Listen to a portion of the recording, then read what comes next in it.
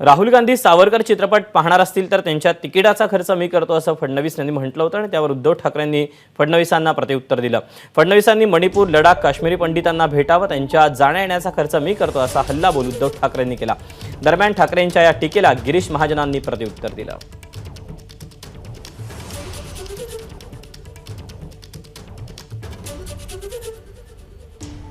राहुल गांधी हा सिनेमा पाहायला येत असतील तर माझ्या खर्चानी मी पूर्ण थिएटर बुक करीन आणि त्यांना एकट्याला पाहण्याकरता थिएटरमध्ये पूर्ण व्यवस्था करून देईन।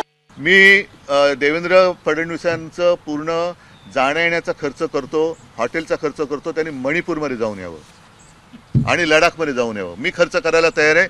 देवेंद्र फडणवीसांनी लडाखमध्ये जावं, त्याच्यानंतर दार्जिलिंगमध्ये तो नीरज झिंबा म्हणून आहे, त्यांना दिलेली वचनं कशी मोडली त्यांना जाऊन भेटावं, अरुणाचलमध्ये जाऊन यावं। देवेंद्र फडणवीसांचा जाण्या येण्याचा राहण्याचा खर्च मी करायला तयार आहे आणि काश्मीरी पंडितांना त्यांनी भेटावं आणि पाहिजे तर त्यांच्या आता बरेचसे, कारण आता काय ते बॉयकॉट बॉलिवूडवाले आता बॉलिवूडच्या नादी लागलेत, त्याच्यामुळे एखादा प्रोड्युसर घेऊन त्यांनी मणिपूर फाईल्स हा पिक्चर काढावा।